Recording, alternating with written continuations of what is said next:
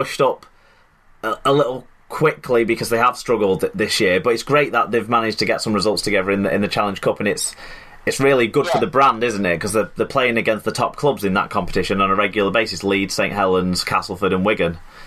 Yeah, absolutely. I mean, they've taken some time to really try and find their feet there, but they are doing it, and they are getting better every week, and like you say, it just makes the club feel much more of a community asset when we've got everyone involved, when we've got juniors involved, we've got the ladies involved, and obviously the men doing so well.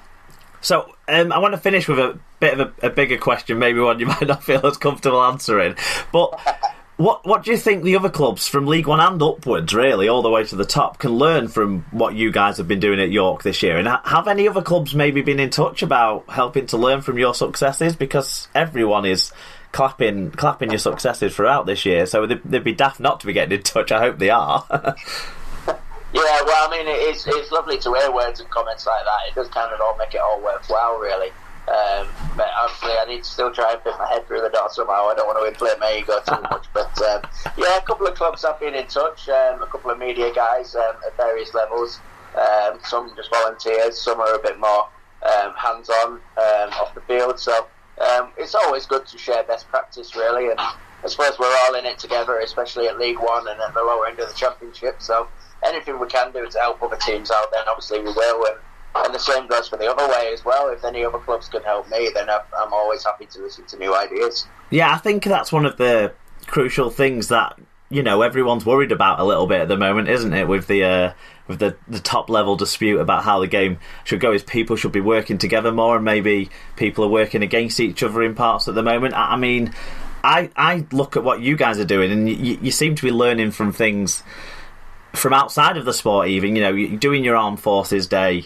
That's something that is a big thing that they run in, say, the NFL in the US and stuff, and it's so huge over there, and it's so simple. But the Super League clubs did something similar last weekend, but it seems to have taken a while to really filter that through. You guys were right at the front of that. It's really impressive, Gav.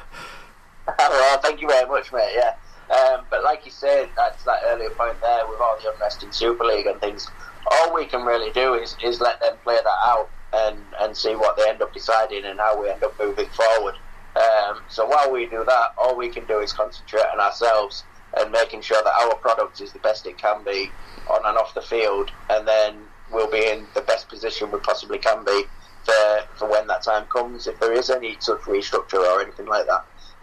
Yeah, that is it. Just make sure we're the best on and off the field, and then we'll see what happens to us. Well, you're doing a good job so far, and thank you very much for joining me to discuss it, Gavin. Thank you very much. No problem, mate. Thanks for your time. Thanks for listening to this episode of SLP Shorts. Just a reminder of what Gavin was talking about there. On Tuesday the 24th of July, the York Club are going to have an open evening with a barbecue with all of the players from the men's and women's team getting involved in the fan engagement event. That's going to be at there where they train at the York St John Sports Campus from 6 p.m, again Tuesday the 24th of July. So if you live in the area and are interested in getting along, do go along and meet the players. Also, Gav asked me to give a plug for their next home game, which is the 29th of July. That's against one of our other favourite clubs in League One, the Coventry Bears, and that comes after the big top of the table clash that the Knights face with Bradford at Odsal. So very exciting month of July coming up still for the York Club. If you want more SLP in your life, you can find us at Super League Pod on Twitter and Instagram. It's facebook.com/Super League Pod, or feel free to get in touch by email superleaguepod@gmail.com. You can also get more SLP content on our blog, which you can find at superleaguepod.com.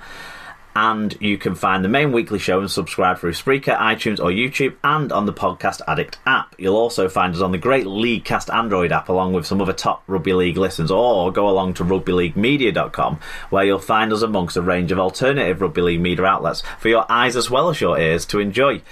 We want to thank you all for listening again, and until you hear from us again, keep enjoying and supporting the greatest game of all, rugby league.